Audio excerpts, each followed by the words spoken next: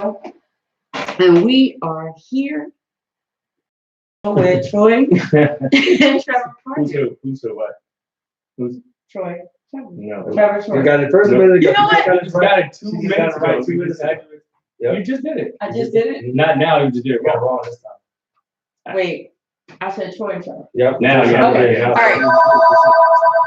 Just phone going already.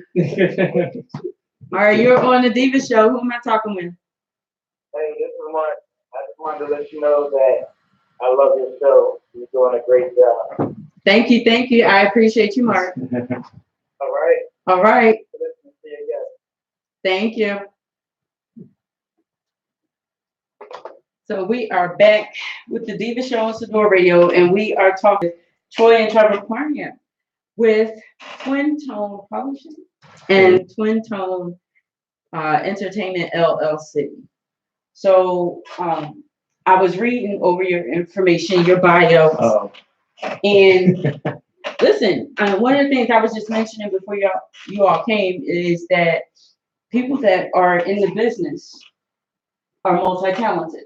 Yes. Never is it a situation where I'm just an actor or I'm just a writer or I'm just even some cinematographers that I have met, same thing. So I see that you all are into, of course, acting, screenwriting, Yes. Music production. Yes. Oh. Uh-oh. All right. So what genre of music? You know what? We started out just like a lot of people have in the the recent music industry. We started out in hip hop. Hip hop brought us. We had a love for hip hop. We were break dancers, and we loved Run DMC. And Wait, you did some breakdance? oh yeah, we were we were the poppers though. We popped. We did some stuff when we didn't like to get our stuff dirty. Yeah. So it's like we wanted to be stand That out. mattered. That mattered. We had to be flashy. So getting down and doing windmills was dirty in my clothes. So we started in the hip hop era, and we pretty much fell in love with the music, and we were Run DMC fans and LL fans, and that we pretty much got into rapping, and that's pretty much how we got our start in music. After that, we went into songwriting and producing, and it just became like a love for us, and it wasn't even about trying to become famous or any of that kind of stuff. We just loved what we did, and we loved what we heard, and we wanted to be a part of it, and we excelled. And it was like second nature. We got tired of bouncing. We got irritated looking for studios to record it, so that's why we built our own. We was bouncing around from studio to studio looking for Places to record. Places to record. We said, And see, that's the thing that some people don't understand is that you're going to get no's. yeah. You're going to get no's. Definitely. But you took your no, and you went and you made your own to create your own yes. Yes, Absolutely. You know what I mean? Exactly. And that's the thing. Some people don't understand that you're going to get no's because everybody's not going to like it. But no. You know what I mean? Yep. Everybody's not going to like you. Everybody's not going to like what you have to do. Right. Absolutely. So you have to learn how to revamp and do something different to make it happen. Sure. So I'll ask this. So from the music, what took you from music to acting?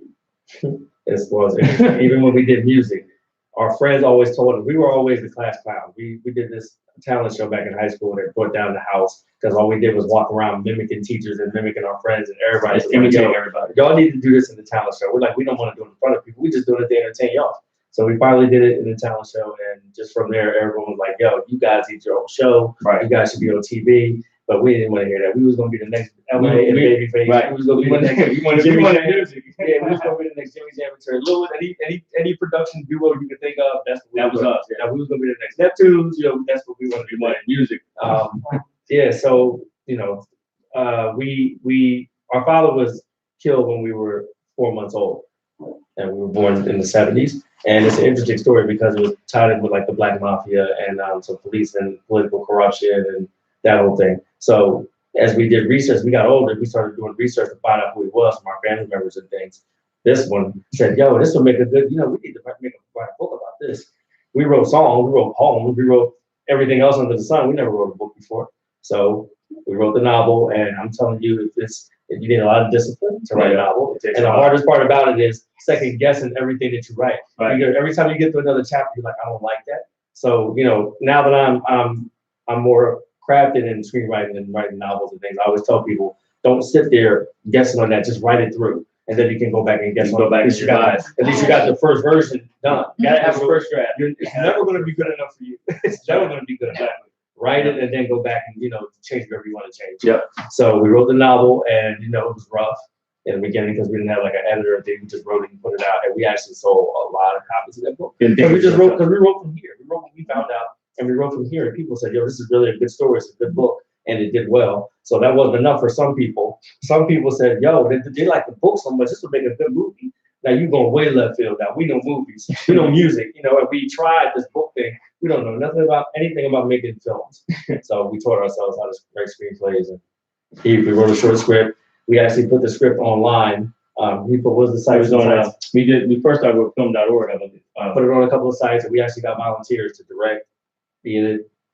Everybody volunteered. The whole nine. I think the whole film overall, which was mostly like costumes, because it's a timepiece. Mm-hmm. So I think the most we spent money was in like craft services and costumes and scenery and things. I think we spent about $3,500. But we did the film, a 28-minute film, and sent it to a couple of festivals, and that was it. That was the birth.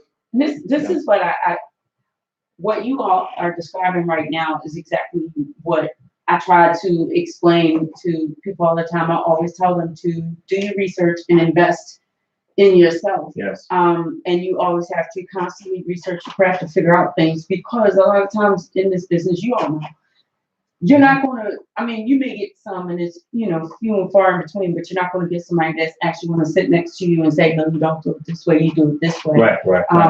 Maybe you might not want to do this, but you may want to do this. Mm-hmm.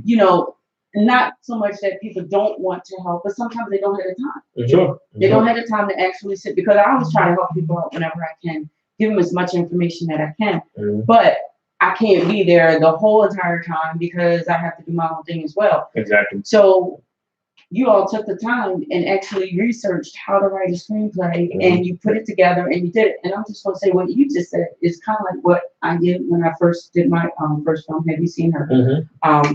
And I've never done the screenplay, but when I first wrote the actual stage production and I sent it to my mentor in New York, he said, this is a film.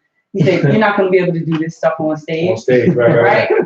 So he said, you need to take some of that stuff out. So I took it out. So when I did the stage production, and, I went to the Philadelphia Film Awards, and I was looking, I was like, I want my film. Right.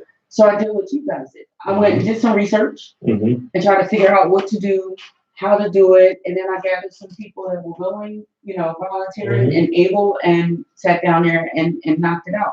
And this is why I always try to tell my listeners all the time, is that you have to take the time to invest in your craft and what you're interested in. Because sometimes when you come to a person and you say, well, how do you do this and how do you do that? And something my father always said to me, well, what have you done already? Right, yeah, definitely. How much do we hear that? All the investors, movie financiers want to know, well, how much do you have? Right. The same thing you said, when people want to get involved with your project, well, what have you done already? How far along in the process are you already? Right. That's what they want to know. You said that right. Yeah. Right. They want to see what you did on your own. Mm-hmm. So, tell me a little bit more about your film, Mr. Malik, because it went from doing Mr. Malik. The book was called Mr. Malik. The film was called Millionaire. I was getting ready to say it went from Mr. Malik to Millionaire. Right. Okay. So the film title pretty much came from the street name. It was known as Mr. Millionaire on the street back in when all this stuff took place. Mm-hmm. So his real name was Malik, but I thought it was better to call the film Millionaire because that opens up your mind and say, what is this about? Just using somebody's name, that doesn't really tell you much about this. Like, we're a millionaire, and then you see the people in the 70s outfits and other stuff. Okay, what does this happen? What's going on here? Mm-hmm. Something had to be going on in this particular time. So we thought that the main storyline. There's been other pieces done on the period with the Black Mafia and things like that, but it didn't focus enough on Malik's life and his involvement with the drug trade and all that kind of stuff in this particular time. So we wanted to focus, specifically on his life and then his contribution, if you know, for lack of a better term, to the things that were going on in the 70s with the heroin trade and things like that. So that's why we wanted to do this, just specifically focused on him, and then how he was involved with the Black Mafia and all that kind of stuff, as opposed to just focusing on the Black Mafia. Okay. And from what I understand, it was very well received in film festivals. It was, yeah, definitely was. And that's kind of like what sparked you all to like. We said we can't stop here. We gotta do another one. So you're kind of like took off. So yeah, yep. And It's funny too. It seemed like it happened with you never know where life is taking you, but it seemed like it took off with way less effort than we put in the. We did music for 15 years, Right. And we were constantly beating on walls and constantly sending out demos and constantly trying to get people to hear us. But as soon as we started writing books and movies, everybody heard us. Yeah. It didn't. Voice it took was work much to more get- powerful. Yeah. Yeah, people jumped right on board. well, I'll say this. We had a meeting I think it was last month, right? Yes. Mhm. One of the things I'll say about talking with you two is that a lot of times, how can I say, when you sit down and you talk to someone that, is a filmmaker in the industry and do different things, sometimes the conversation can be very tense. Sure. So. But sitting down and talking to you all, it's like the ice was broken from the very beginning. Mm-hmm. You know what I mean? You all. We try to be good icebreakers. Absolutely. We pride ourselves in breaking the ice. So. I'll say we you do. be very powerful, which leads me to, you all did some stand-up. We did, just for a brief period. You know what, the thing with stand-up was that you can be a person who's entertaining. He and I talk about this all the time. You can be a person that's entertaining, like he said, like a clown is entertaining. Mhm. But in order to be what we consider an effective stand-up comedian, it's a lot of work, a lot of research, a lot of timing. It's you got to get up there and be able to talk about politics, things like I could care less, but yeah, you're probably You learn that the hard way. That's the first bunch of booze that you get. right. So it's just like you got to be able to talk about things we want to hear, and say like I'm not going to be sitting back and researching Trump and trying to make a stand-up about it. So I can be spontaneous and I can entertain.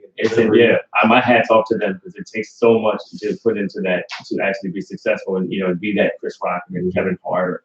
It's a lot. It's a lot of work. Some people don't understand that it takes a lot of energy. Yep. And it takes a how do I say it, a strong character Yes. to be able to get up there, Yeah, because you can't get up there and you're in front of an entire crowd that is depending on you, waiting for you Right. to make them laugh. We've seen comedians that are so bad. It's like with their preparation, that the only resource they have now is to attack the audience. And talk about what you look like, because they have nothing else. It's like nothing was prepped right, no planning, no research, and everybody's just like, okay. Then they say, look at you, look at your hair, and this and I'm like, oh, come on, this is like now you're just saying somebody going to get you out of the show. Now it's just more or less like, all right, Right. where's that light out? Yeah, right, exactly. How much longer they got? Wrap it up. Where's the gong? Where's the gong? Chill. Let's gong. Let's go. Get off.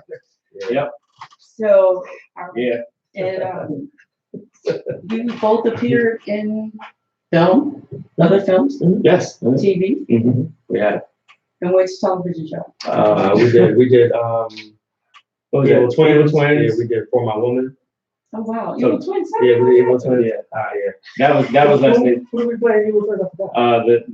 The Page brothers. Page Brothers. Jerome and Tyrone. Tyrone. Tyrone. This was an interesting story, and it's crazy because even till this day, our episode is like the most viewed of all the Evil Twins Oh wow.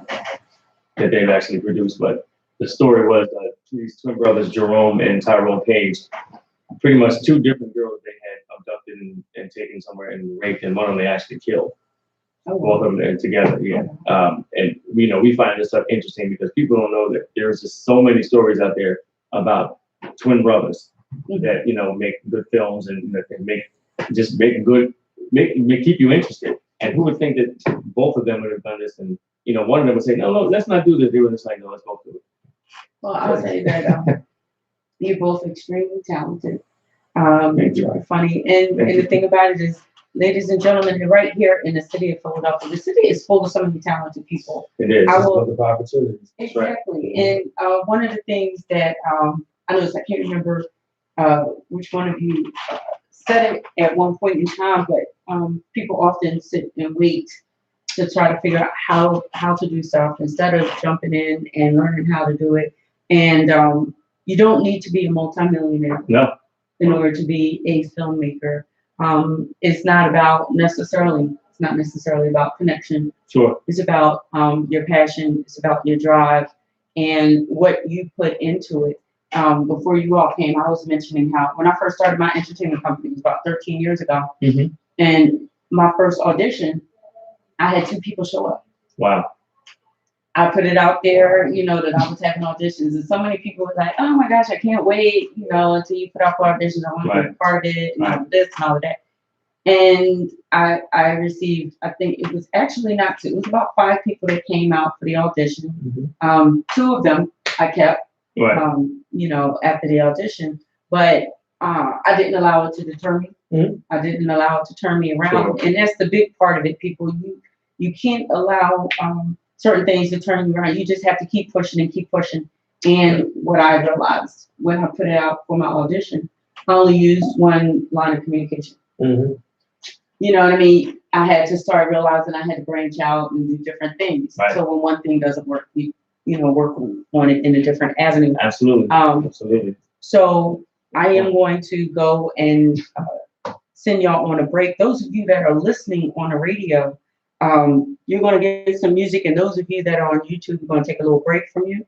And when we come back, we already discussed the television show that they were in, but they were also in film. Yes. And a web series. Yes. And we're going to talk about the film shorts that they have created as well in 2018. So you're on Sador Radio, you're on the Deeva Show with Trevor and Troy Parham, and we are talking about filmmaking and everything else. Now, don't forget what I talked to you all about, the crisis earlier that's going on in the city of Philadelphia. I just wanted to put it in your brains, allow it to marinate there. And if it's something that you can do, even if it's just going to your local council person's office and discussing some things that can help possibly make a change, then do so. It is nothing wrong with taking that first step, just one step towards a positivity to help change the climate in the city of Philadelphia. We're pretty much, how could I say? I said it before, we're in crisis. If you look at it within a 2-week period, we had 40 shootings. So we need to take the time and figure out what we can do different in our city that we live in. We can't live in fear. We have to learn to communicate and reach out because, like I said, that young lady that, she's walking down the street, she may roll her eyes at you, but she may need to have a conversation that she hasn't had with someone else. Don't be afraid. Sometimes just open up. Somebody might want to talk.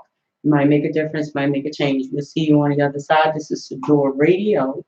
This is the Deeva Show. See you on the other side.